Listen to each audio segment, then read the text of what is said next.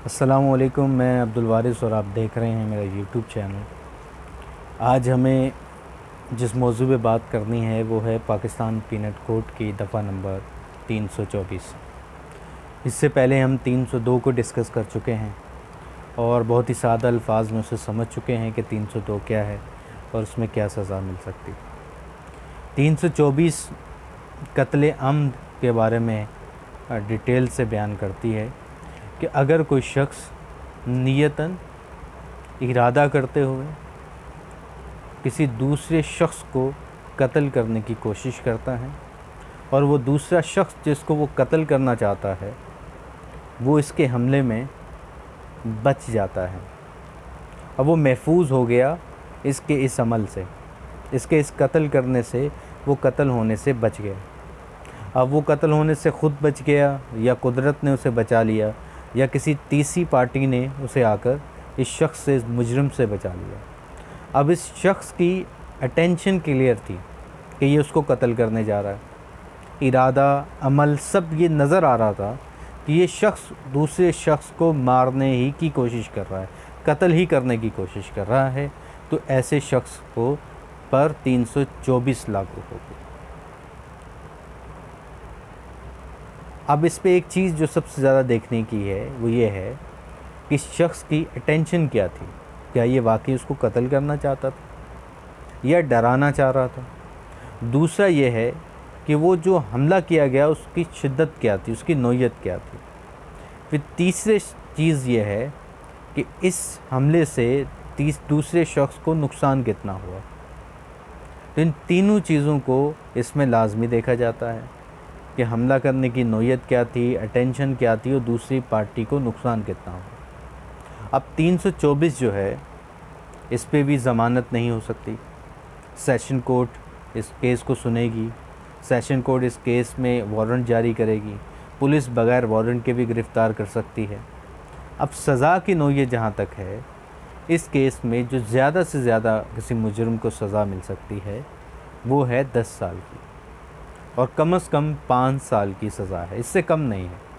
5 साल से कम नहीं है और ज़्यादा से ज़्यादा 10 साल किसी मुजरिम को सज़ा मिल सकती है। अब इस पर एक चीज़ और देखने की है और उसे याद रखने क्या है कि अगर कोई गैरत के नाम पर किसी दूसरे शख्स को कत्ल करता है, कत्ल करने की कोशिश करता है, तो उस मामले में क्या होगा।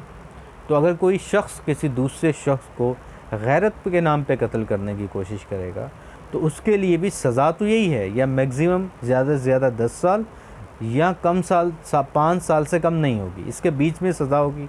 लेकिन इस केस में अब उसे फ़ाइन भी होगा, अदालत उसको फ़ाइन भी करेगी। क्यों कि गैरत के नाम पे कत्ल करना पाकिस्तान के अंदर गैर कानूनी है। एक चीज़ और, अगर एक शख्स दूसरे शख्स को कत्ल करने जा रहा है, वो उससे कत्ल तो नहीं होता लेकिन उससे ज़ख्मी हो जाता है उस हमले से।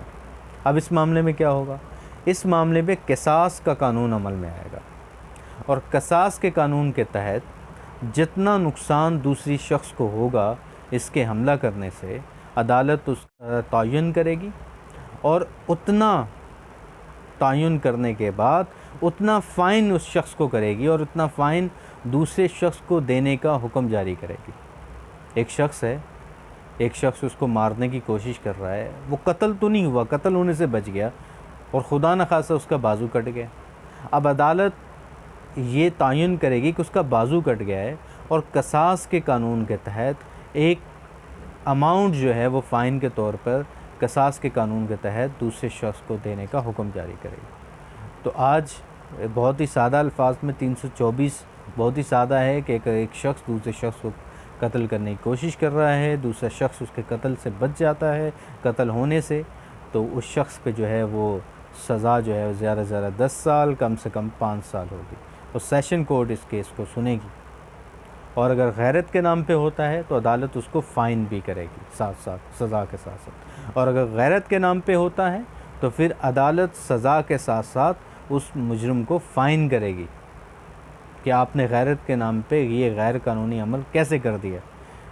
मेन चीज़ जो है वो अदालत का जो काम है वो है कानून की हुक्मरानी को कायम रखना।